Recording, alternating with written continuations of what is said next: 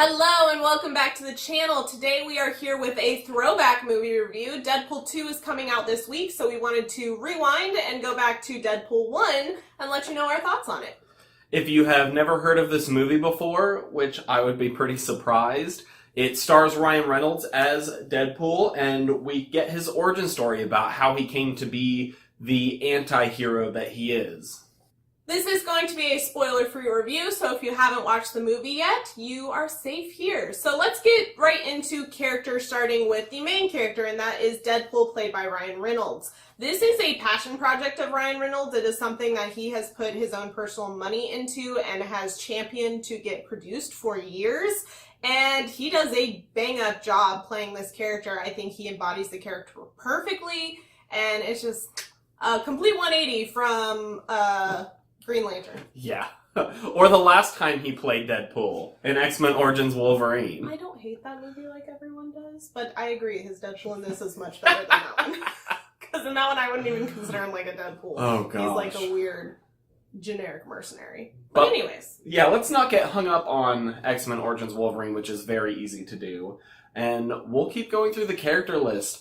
We also have Deadpool's girlfriend, who is played by Morena Baccarin. That one. And I actually think she does a really good job. She stole the show for me in quite a few scenes that, for an actress who I wasn't even expecting her to show up in the movie, was actually just as hilarious as Deadpool and controlled a lot of those scenes. I'm very glad that she's getting some recognition because I think she's fantastic. I've been a fan of hers since her Firefly days. She's also done a few other things like the flop that was V, but... We also have some stellar side characters.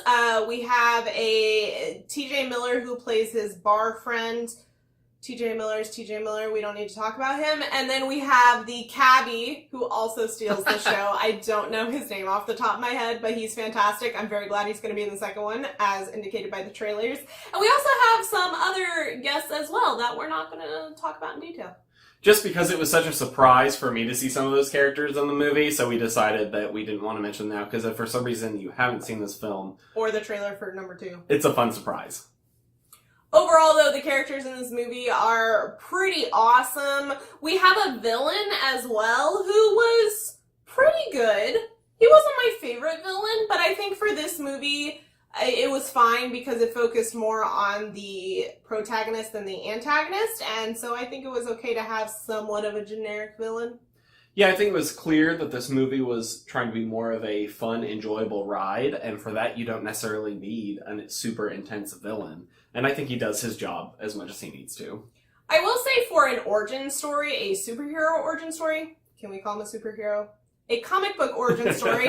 I think this was very well done. I think it was an original take on an origin story. It kept you engaged. It wasn't the same old, oh, someone finds out they have powers, oh, they do this, oh, like, those were pieces of it, but it had enough things supporting those kind of outlines of an origin story that it made this very original and very refreshing overall. I think one of the most surprising things about this movie is that it is hilarious. I think every scene is so crammed full of jokes that upon another watch, we've rewatched it before we reviewed it, and we hadn't seen it since theaters actually. Mm-hmm. I actually caught a lot more jokes that I had missed the first time because there's just so many. There's no way you can catch them all in just one watch through. I've mentioned this before, but I am the kind of person who doesn't love the dirty humor or the just go-to gross humor and potty humor. It's not my thing. There's a lot of it in this movie, and I think all of it landed for me. Surprisingly, this is rated R, so they go there quite often, and I liked all of it. I think there were a couple jokes that were, like, still cringy, but in the way they mean them to be, not in a, like, oh, that was too much of a joke, I don't like it, So I don't know if that's because I had the right mindset going into it, or I don't know, but I really enjoyed the humor, and there's also a lot of fourth wall breaking in this movie, which from my understanding that is accurate to the comics. Yeah, it's important. So that was very well placed, and it looks like we're going to get more of that in the second one as well.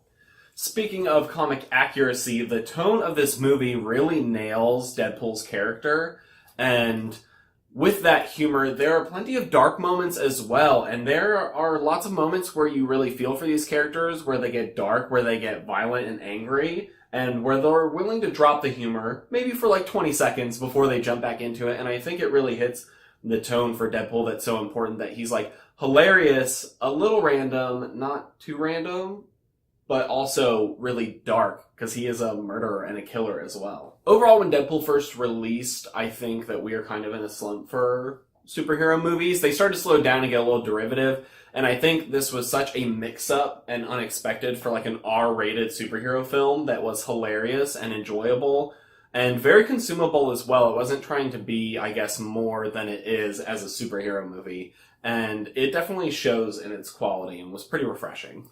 And the public response to this movie reflects that as well. This was a lower budget comic book movie compared to the huge budget movies we've been getting as of late, and this broke records at the box office for comic book movies, for rated R movies. It just blew everybody out of the water, and I'm sure number 2 will follow in its footsteps.